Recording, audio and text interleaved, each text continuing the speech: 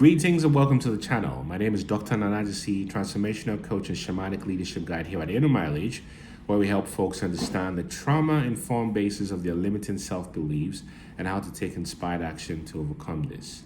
Today we're going to talk about the people pleaser spell, how empaths were programmed, and how to reclaim real kindness. The people pleaser spell. So it's important to realize that the most generous people on earth were never actually giving. They were bleeding. And it's important to realize that your kindness was engineered, not from love, but from the terror of rejection, guilt-based spells, and inherited programming masked as compassion. To understand people pleasing, we must first begin where all enchantments begin, in childhood. So we know from a developmental psychological framework, the empathic child is not just emotionally aware, they are neurologically porous. That is, a sponge for other people's emotions. In fact, studies from Harvard and Stanford show that children of volatile or emotionally unavailable parents develop hypervigilance, often labeled as sensitive or gifted. This is not a trait, it's a trauma adaptation. Further, when you look at attachment theories, there are various models, I'll pick one, that show that anxious, preoccupied children equate connection with performance. Meaning, if I'm good, they'll stay. If I overextend, they'll smile. And the empath's identity is forged in absence. The absence of safety, the absence of mirroring, and the absence of unconditional love. So the empath doesn't become kind, the empath becomes attuned. And attunement without sovereignty is slavery. So we go a little bit into polyvagal theory. And in polyvagal theory, the vagal system is our social safety circuit. So when your vagus nerve is hijacked by fear early on, you begin to fawn. Meaning overfunction to restore perceived safety.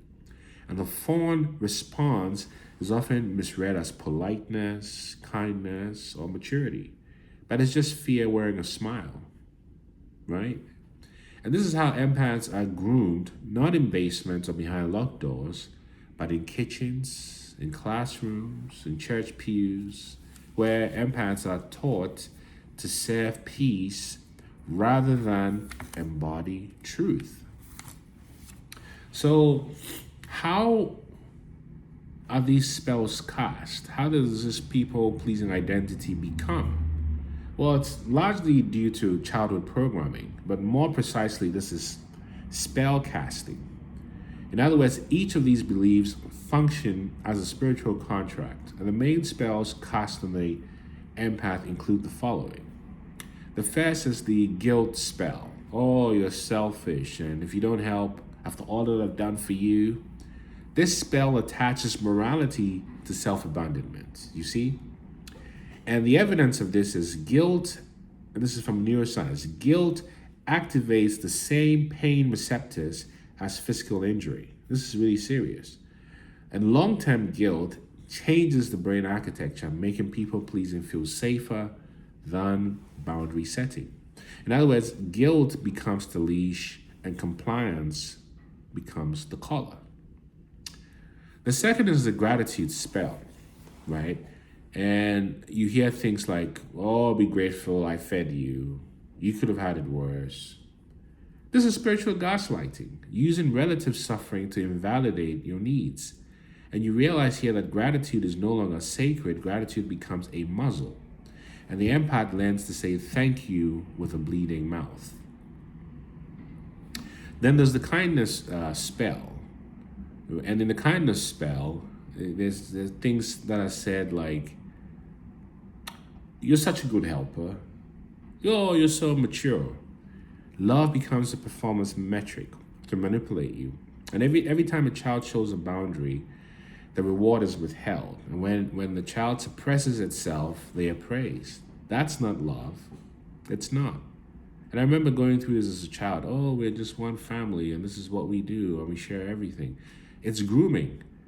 And this is how the people pleaser is not born. This is how the people pleaser is enchanted into a performance of light that hides a cavity of unmet needs. So let's go into a little bit of the boundary rift between people pleasing versus true kindness. And I often say my words that I may have heard it somewhere in a paraphrase and made it mine just for full attribution. That people pleasing is kindness without boundaries.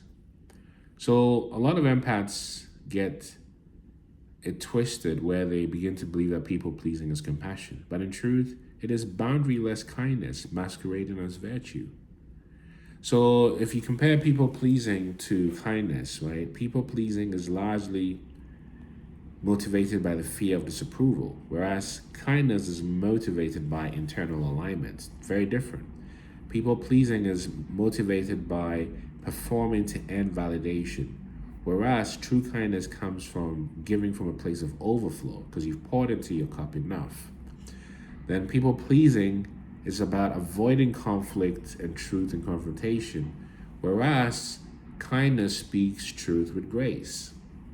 And then people pleasing results in burnout and resentment, whereas true kindness results in connection and vitality. Do you see? So people pleasing generates incoherent frequencies that drain your biofield. You're tired, drained, resentful. Whereas true kindness, which comes from having fed yourself first, resonates in coherent ways that uplift you and the receiver. Again, data from the Hartman Institute show that authentic boundary-based kindness increases the immune response and emotional resilience. So kindness is actually good. But the fact is most empaths are not kind, they're terrified.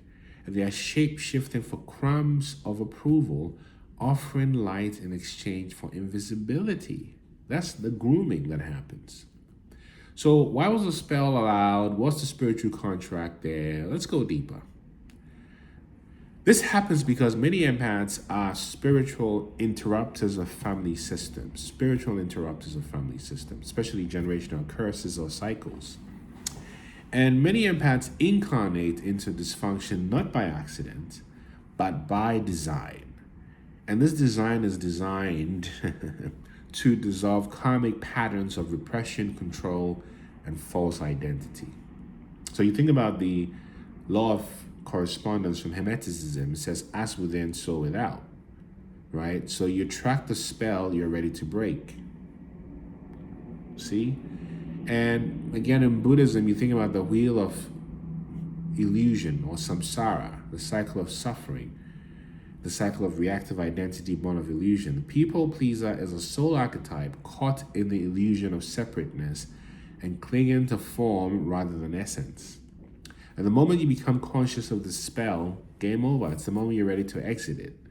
So how do you become kind without this sort of people-pleasing dynamic? Well, this is where the journey transforms because kindness must be decolonized from people-pleasing and decoupled.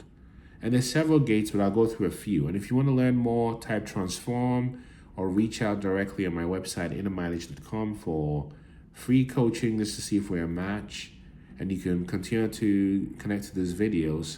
But the first is to identify that there is a spell contract, right? And you do this by self-analysis. Then from there, there's reprogramming through affirmations and boundary visualization and so forth. Then practicing sacred delay, knowing how to pause before saying yes, right? Being able to say yes and no with honesty, which leads to coherence. Who am I and what do I want to be? And then learn, like Rosa Parks, how to say no without explanation. No is a complete sentence. And when you're able to do this, you realize that you're not here to be everyone's emotional first aid kit. You're not here to parent your parents, partner your partner's wounds, or manage the vibe of the room. You're here as an animatic sculpture, a living architecture of divine intention. You're here to vibrate, not negotiate. You're here to anchor truth, not to perform light. And you're here to sculpt reality through coherence, not bleed for false belonging. Kindness is not a duty. It is a signature frequency of a liberated empath.